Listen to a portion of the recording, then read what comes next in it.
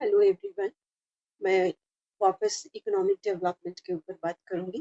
कल किया था लेकिन पूरा क्लास हुआ नहीं, तो आज वापस शुरू करती हूँ। मैं कुछ अपना नोट्स बना के रखी हूँ, होगा तो मैं इसका इमेज अपलोड कर दूंगी, आप लोग देख लेना। मैं थोड़ा सा इसके ऊपर लेक्चर दे दूँ।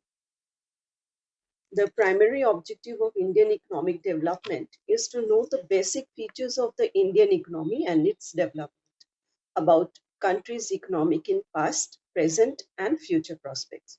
So when India was under British rule, which lasted for almost 2 years, 2 centuries, and India finally won its independence on 15th August 1947.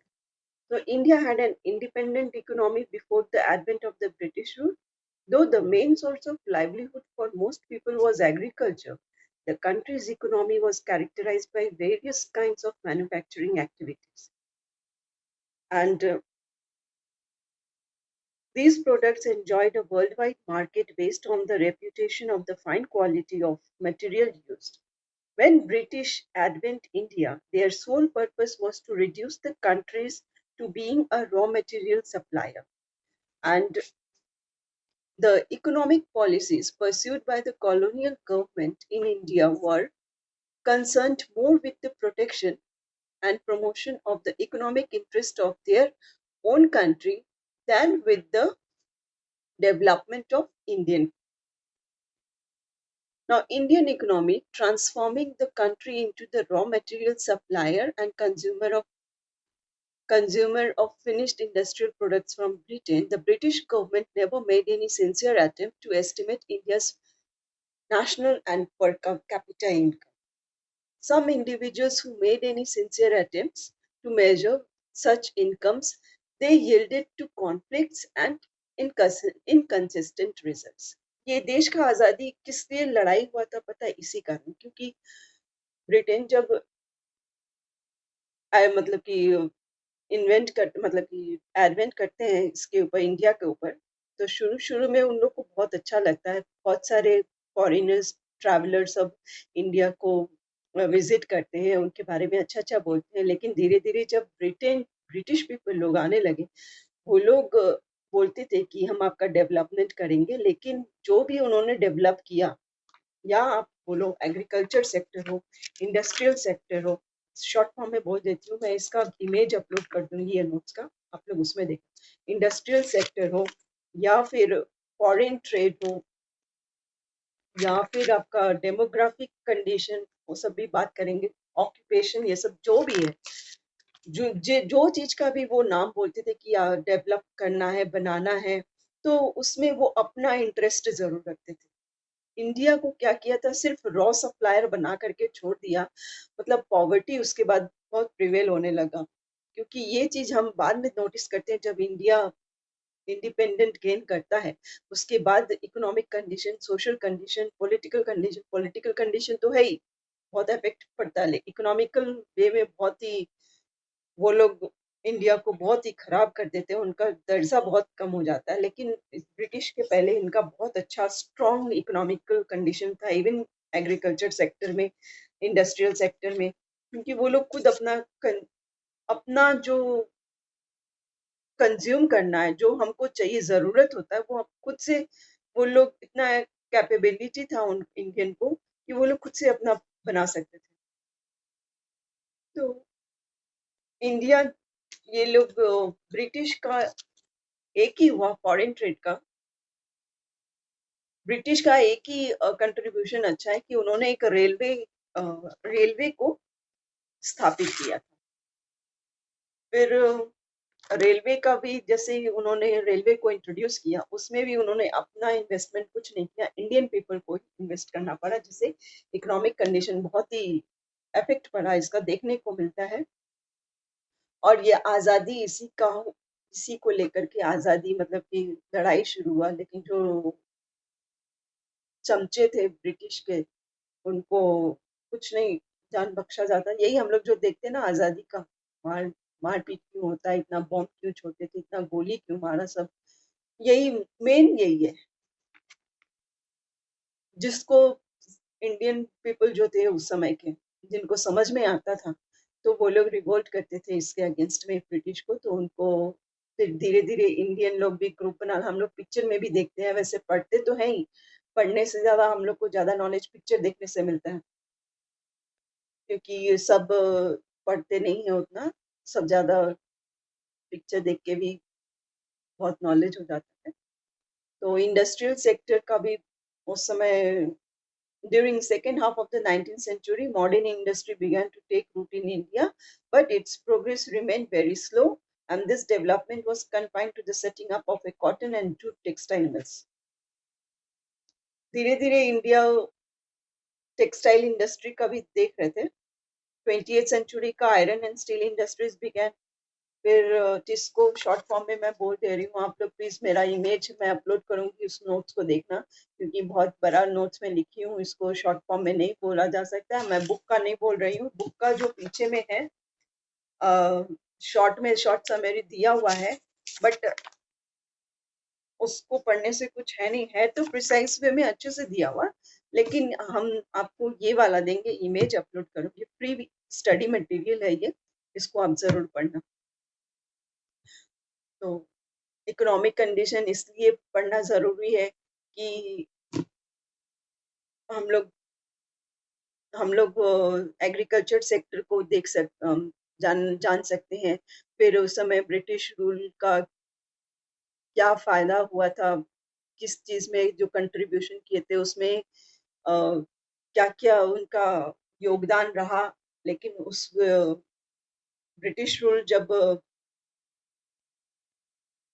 Britain का जब ये था रूलिंग था, तो इंफ्रास्ट्रक्चर में क्या क्या था कि वो लोग एक रेलवे इंट्रोड्यूस करते हैं 1850 में, पर उनका रेलवेज में इतना खर्चा हुआ कि इंडियन इकोनॉमी का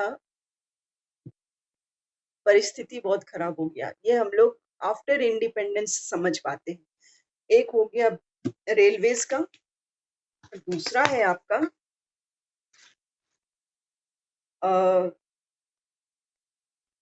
introduction of the expensive system of electric telegraph, फिर coast canal on the Orissa, और ये सब जो इन्होंने बनवाया था उस समय, लेकिन अपना खर्चा नहीं था, इन्वेस्टमेंट बोलते थे कि आप लोग के डेवलपमेंट के लिए किया जा रहा है, पर वो डेवलपमेंट कहाँ हुआ।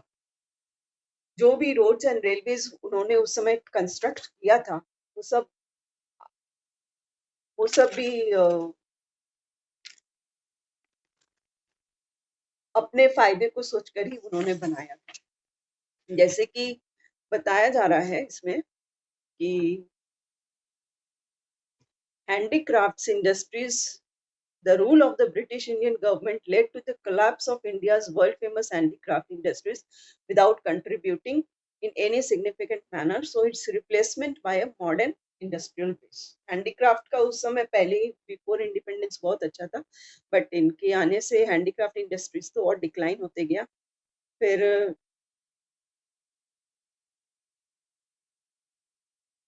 जो भी इंफ्रास्ट्रक्चर्स को उन्होंने इम्प्रूव किया था, तो वो अपने ही फायदे के लिए इंफ्रास्ट्रक्चर्स को इम्प्रूव किए थे। आपका इंफ्रास्ट्रक्चर में आता है, जैसे कि इंफ्रास्ट्रक्चर में क्या क्या आता है, railways, ports, water transport, post and telegraph, ये सब है।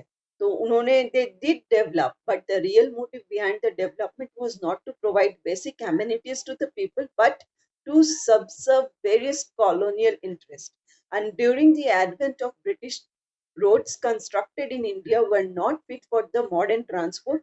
It served the purposes of mobilizing the army within India and drawing out raw materials from the countryside to the nearest railway station, or both to send these to England or to lucrative foreign destination. इनका ये main motive था. And during natural calamities and famines, there always remained an acute shortage of all these goods to export. In 1850, the British introduced the railways in India, and this is one of their most important contribution. The railways affected the structure of the Indian economy in two different ways. That is okay. They introduced the railways in India, in our country, but they affected the structure of Indian economy. How? It enabled people to undertake long distance travel and thereby break geographical and cultural barriers. And it fostered commercialization of Indian agriculture, which adversely affected the self sufficiency of the village economies in India. So, this is the infrastructure. Now, if we talk about the occupational structure during the British colonial British rule or colonial rule. So during the colonial period, the colonial structure of India showed little sign of change. That is, distribution of working persons across different industries and sectors. And agriculture was the largest share of workforce. 70 to 75% were agrarian and 15 to 20% were manufacturers and service sectors. And Tamil Nadu, Andhra Pradesh, Kerala, and Karnataka, Bombay, and Bengal witnessed a decline in the dependence of the workforce on agriculture sector. So there was increase in the manufacturing and the service sectors. There was increase during the colonial period. During the same time, there had been an increase in the share of workforce in agriculture in states such as Orissa, Rajasthan, and Punjab. So this was the occupational structure during the colonial period. Now we will talk about the demographic condition. Before 1921, India was in the first stage of demographic transition and the second stage of transition began after 1921. Neither the population of India nor the rate of population growth was very high. The social development was not quite encouraging. Literacy level was less than 16% overall, and female literacy level was at a negligible low, that is 7%. Public health facilities were either unavailable or, when available, they were highly inadequate. Now, water and airborne diseases were rampant and took a huge toll in life. Overall, mortality rate was quite alarming. Life expectancy was also very low, and poverty prevailed in India during the colonial period, contributed to the worsening profile of India's population at that time. So, this was the demographic condition during the colonial period. Now, we will talk about the foreign trade. As Britain maintained monopoly control over India's export and import, as a result, more than half of India's foreign trade was restricted to Berlin. The opening of the Suez Canal further intensified British control over India's foreign trade. So, Suez Canal is an artificial waterway running from the north to south across the Isthmus of Suez in northeastern Egypt, and it connects Port Lade on the Mediterranean Sea with the Gulf of Suez, an arm of the Red Sea. It provides a direct trade route for ships operating between European or American ports and ports located in South Asia, East Africa, and Oceania by doing away with the need to sail around Africa. Strategically and economically, it is one of the most important waterways in the world. Its opening in 1869 reduced the cost of transportation and made access to the Indian market easier. Now we will come here, as India has been an importing trading nation since ancient times, but the restrictive policies of commodity production, trade and tariff pursued by the colonial government affected the structure, composition, and volume of India's foreign trade. India became an exporter of primary products such as raw silk, cotton, wool, sugar, indigo, jutes, etc., and an importer of finished consumer goods like cotton, silk, and cotton clothes, and capital goods like light machinery produced in the factories of Britain. And what was the characteristics for this foreign trade was that the most important characteristics of India's foreign trade throughout the colonial period was the generation of a large surplus export. And the effects was that a large surplus export came at a huge cost to the country's economy. Several essential commodities, food grains, clothes, kerosene, etc., were scarcely available in the domestic market. This export surplus did not result in any flow of gold or silver into Indian. Rather, this was used to make payments for the expenses incurred by an office set up by the colonial government in Britain. Expenses on what? The import of invisible items all led to the drain of Indian wealth. So this was all about the foreign trade, its characteristics and effects we have talked over here. Now comes the industrial sector condition. During India could not develop a sound industrial base under the colonial rule. Handicraft industries declined. The primary motive of the colonial government behind the policy of the systematically deindustrializing India was twofold, and the intention was to reduce India to the status of exporter of important raw materials for the upcoming modern industries in Britain, to turn India into a sprawling market for the finished products of those industries so that they continued expansion for the maximum advantage of their home country, Britain. Handicraft industries declined and there was massive unemployment in India. There was also a new demand in the Indian consumer market. This demand was profitably by the increasing imports of cheap manufactured goods from Britain. During second half of the 19th century, modern industry began to take root in India, but its progress remained very slow. This development was confined to the setting up of the cotton and jute textile mills, and the cotton textile mills dominated by Indians were located in the western parts of Maharashtra, Gujarat, while the jute mills dominated by the foreigners were mainly concentrated in Bengal. Now in 20th century, the iron and steel industries began, and the Tata Iron and Steel Company, that is TISCO, was set up in 1907. Also, sugar, cement, paper industries was set up after the Second World War. However, there was hardly any capital goods industry. Capital goods industry means industry which can produce machine tools, which are what is capital goods. If we know about what is capital goods, then capital goods industry means industries which can produce machine tools, which are in turn used for producing articles for current consumption. So, as there was hardly any capital goods industry, so it was difficult to help promote further industrialization in India due to the lack of capital goods. There was few manufacturing units establishment and there was no substitute for wholesale displacement of the country's traditional handicrafts industries. And the growth rate of this new industrial sector and contribution to the gross domestic product, that is GDP, remained very small. And another drawback was the very limited area of operation of the public sector, which remained confined only to the railways, power generation, communication, ports, and some other departmental undertakings. So these were the industrial sectors we talked about here. The position, the conditions of the industrial sector during the colonial period. Now we will talk about the agriculture sector. Agriculture sector during the colonial period, India's economy under the British colonial rule was fundamentally agrarian. The agriculture sector or the productivity became low because of the various systems of land settlements that were introduced by the colonial government.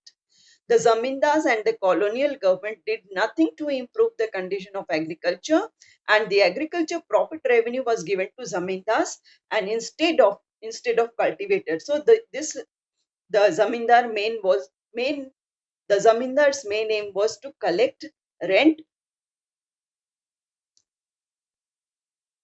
and the rent regardless of the economic condition of the cultivators.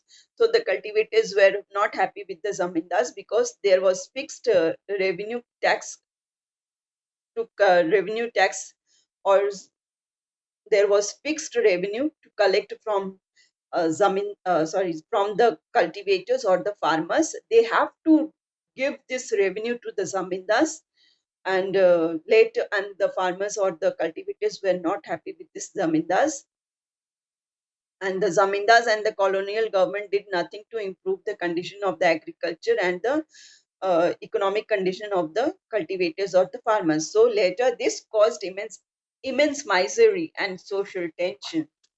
If any farmers failed to deposit specific sums of revenue, then they were to lose their rights of their lands, as the revenue was fixed and they have to give this revenue to their zamindars.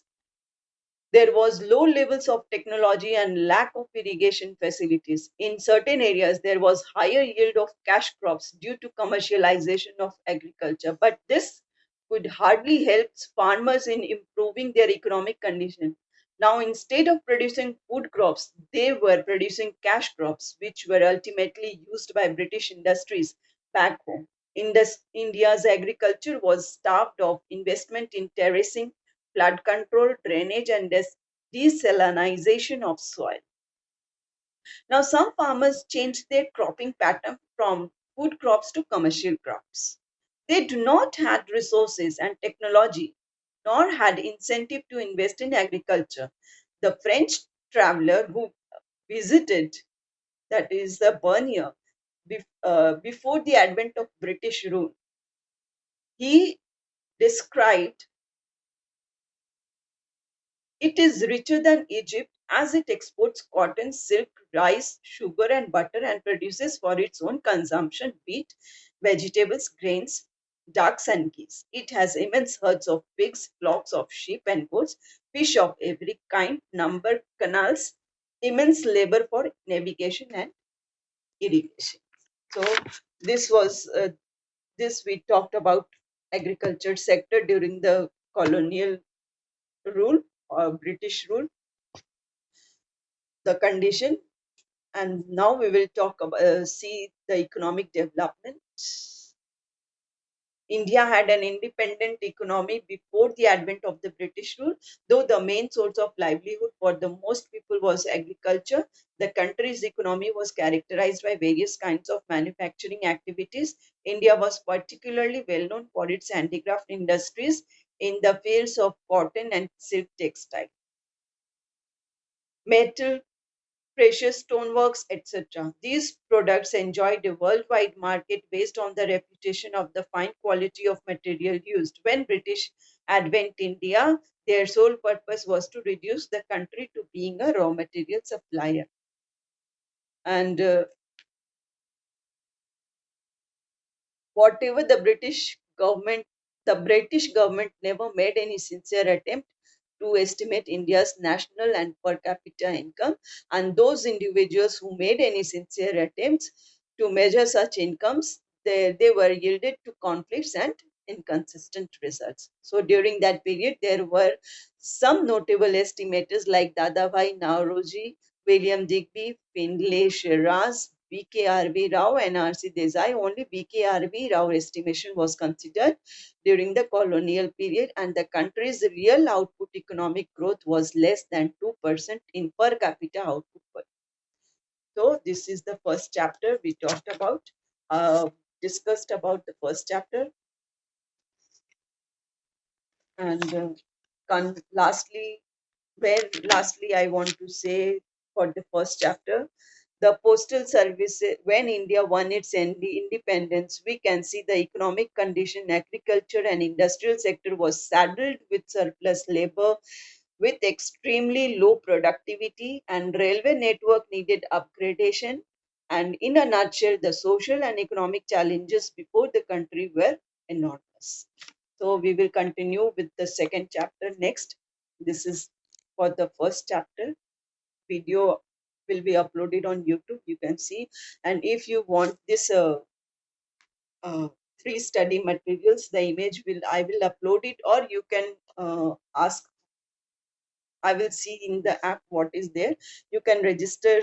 This app is very good, Classplus. Please register it or install this app, or I will give you some assignment for you, that was the British Raj good for India, and prepare a pie chart for the occupational structure in India at the time of independence. And number 3, prepare a list of items that were exported from and imported into India during the British rule. Number 4, on a map of India, mark the cotton, textile, jute mills, and textile mills that existed at the time of British rule. So these are the 4 questions I want to give you as an assignment or as a task.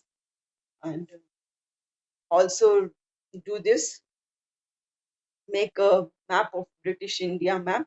Please draw the British India map, not do not take out from the online freehand drawing. You can see it in the map or global map, with anywhere you can see the map and you can draw. You draw it free with free hands, like a British India map and independent India, the map of independent India, these 2 maps. So if you want this study material, free study material, I will upload it in my app. And you install this app, register over there, and you will get, if I upload this images, study material, free study materials in my app, you can read it over there also, as it is of 11 page. So in short, not I haven't followed the books. It is better from the book. If you want my notes, you can get it over there. Go to the free study material and read this study materials or notes. You can get it over there free of cost. No need to pay anything. I don't think so you have to pay for this free study materials. So install my app. I will give this description. I will give the link in the description box. Go to the description and install the app of Classplus. And you can, if any student register it, then we can make a live video also. There बहुत कुछ है उसमें. Next chapter, we will continue with the next chapter. That is Indian economy 1950 to 1990. Next. बहुत hard work करना पड़ता है इसके लिए. आई डोंट नो कैसे करना है, कैसे नहीं. ये टोटली सब कुछ डिफरेंट है. Indian economic development. Thank you. 27 minutes हो गया. Please do watch the videos, because अभी मैंने ये स्टडी मटेरियल्स को अपलोड नहीं किया है. टाइम लगता है, क्योंकि अगर ये लाइव कोई स्टूडेंट्स को देना हो तो बहुत अच्छा रहता है.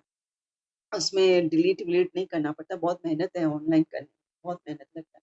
आप लोग प्लीज ये यूट्यूब वीडियो जरूर देखना. और फ्री स्टडी मटेरियल में यूट्यूब वीडियो भी डाल दे रही हूँ मैं, और इमेज अगर हुआ तो मैंने डालूंगी, वहां से भी जाकर के आप रीड कर सकते हो. दोनों है आपका. Free study materials YouTube video भी है, YouTube tutorial video, and plus you are getting the image upload as the free study materials. Please go over there and first of all install this app. This app is very good. और कोई भी इसको install करके मेरे से पढ़ भी सकते हैं, या फिर और भी टीचर्स लोग जो हैं वहाँ पे हैं बहुत सारे.